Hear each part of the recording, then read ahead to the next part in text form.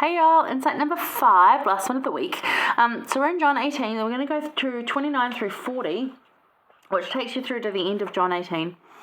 And this is the account of Jesus actually having an interaction with Pilate. So John wasn't exactly there at the time, so I don't know how this information got there, but nonetheless it's there, and that's what we know. There's probably a whole lot more to it, because I can imagine the conversation went on for a while, but anyway. This is where Pilate shows, that he's not a follower of Christ, he's a politician. And from what we know of politicians, they can be incredibly crooked and out for their own gain. In this particular instance, what we know of Pilate is that he is going for the popularity vote, but it doesn't necessarily mean that he's evil or corrupt, but he's trying to appease the people, trying to do the best of what they wanted. He gives them an out and they say no. We all know that this was part of the plan, but people think of Pilate being a bad person. Pilate only did his job, so keep that in mind. So he goes out and he says, this is Pilate, he goes out and he says, okay, what accusations are you bringing against this man Jesus here? Like, what the heck, right? What are you saying he's doing wrong? Because doesn't look like a master criminal to me, looks like a pretty decent guy, right? And they answered and they said unto him, if he were not a malefactor, we would not have delivered him up unto thee. So what is malefactor? Well, malefactor is a troublemaker. And what they're accusing Christ of is things like spending time with the Gentiles, eating with sinful people, healing people on the Sabbath, all the things that we do today as members of the Church of Jesus Christ of Latter-day Saints, and reaching out, community outreach programs, the kindness we show others, the way that we live, are all things that he was accused of and got crucified for. So they are coming to Pilate, who's a Roman, that Jesus is breaking all these Jewish laws. So once you've got a government guy or a politician who's from a completely different country with a different set of rules and beliefs and gods and whatever, trying to figure out what the people are talking about, because Roman had rules, so it's a whole mess of cultures and beliefs and ugh. So yeah, Pilate, not necessarily a bad dude, just doing his job. The Jews, Pilate said to him, judge him according to your law.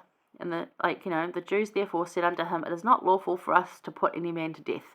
So as much as we think he's doing bad, we want him to judge him by your law, because you'll put him to death. And we don't want to do that, because that means we're at sin. Remember, they had all these laws that they had to follow so bad. It's just, all right. That the saying of Jesus might be fulfilled, which he spake, signifying that death he should die. Pilate entered into the judgment hall again, so he goes back in, and he says to Jesus, art thou the king of the Jews?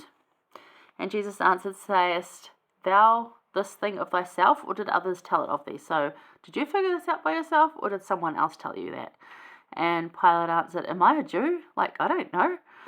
Thine own nation and the chief priests have delivered thee unto me. What hast thou done? So he's asking him, look, I'm not a Jew. I don't know what's been going on. What have you done? Jesus answered, my kingdom is not of this world. If my kingdom were of this world, then would my servants fight, that I should not be delivered to the Jews, but now is my kingdom not from hence.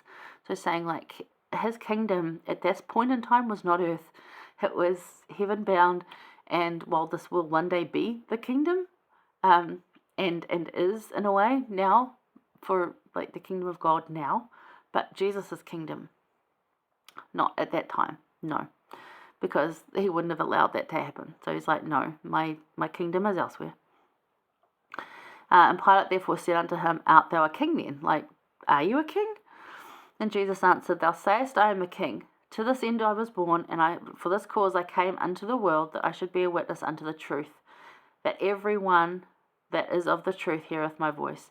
Pilate saith unto him, what is truth? So he's like, okay, so if you've come to tell the truth, what's the truth? Pilate, politician, very after the truth. I want the truth here, don't want to be mucking around, what's the truth? And when he had said this, he went out again to the Jews, and saith unto him, look, I've talked with him. He's told me the truth, and I believe him. I don't find any fault with him. The things that you're saying he's done wrong, I don't see that as being a wrong thing. It might be breaking your customs, but he's not breaking any laws. He's breaking your customs and the way that you live, But as far as the country's being run right now, he's not breaking any laws. Everything that he's done has been for the goodness of mankind and the people around him.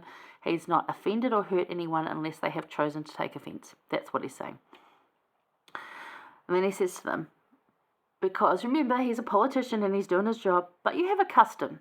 So you brought me to him to crucify him because you can't do that and you want me to take care of your dirty business.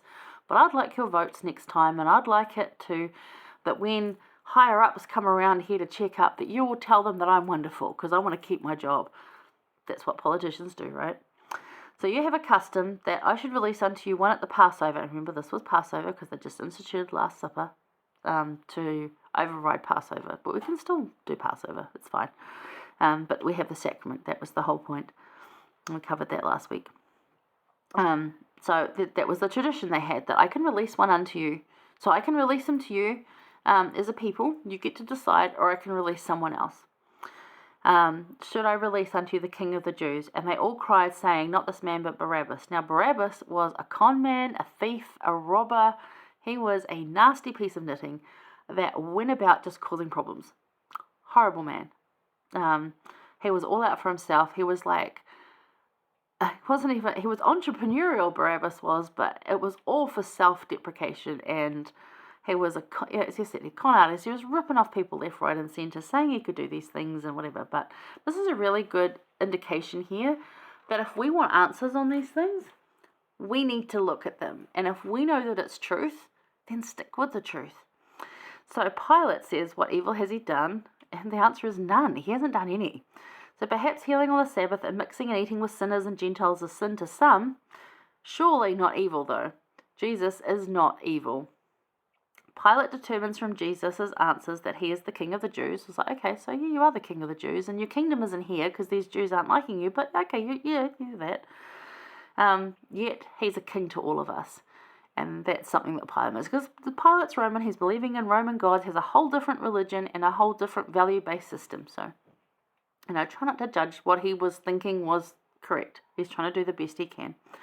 So finding no fault, only truth in his innocence, Pilate then, perhaps selling out for popularity, asked the crowd's opinion.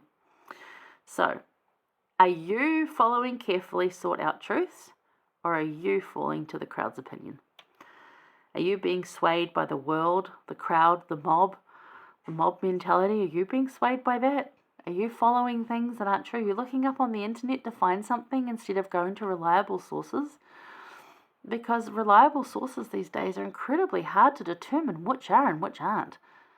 I know people are very naive to a lot of the things out there. And I know we're given the intelligence we have to be able to figure those things out, and we can still fall for some things. I remember I fell for one. I thought they were selling cheap seats to Australia if you accepted it. It was an April Fool's joke. If you accepted a standing only seat, and I'm like, it's 2.5 hours to Sydney from Auckland. I could stand for 2.5 hours. Your seat belted in. The flight's like $50 because you can fit more people in. Yeah, I'm in for that. Obviously a joke. Because it's apparently against aviation rules. So it's not like I could buy anything or anything. Like, I didn't fall for that kind of con. But a lot of people do because it's made to sound very real and very believable and completely safe. They're very good at masking untruths or mistruths with enough truth and then the lie. And that's exactly what Satan does. So, are you following carefully sought out truth? So when you see the truth, are you sticking to that? Or are you falling for being swayed by the crowd or the mob? Really think about that. Don't be a Pilate. Don't be the Pilate here. See the truth for what it is and stick with that. So that's a little bit about what happened there. We didn't focus so much on what actually happened in Gethsemane because it is only a few verses. And remember that when we come to the cross. And there's a whole lot more written about that. So we're going to talk about that when we get there. But yeah, hopefully you got something out of this week. There's some really good things to think about. The unexpected Jesus, he shows up unexpected, and are we believing truth? And what exactly happened between testimony and deliverance? How is that for you? Think about those things this week as you study Come Follow Me. And we look forward to joining you next week with some more awesomeness. Have a good weekend. Stay safe out there, and I'll see you later. Bye.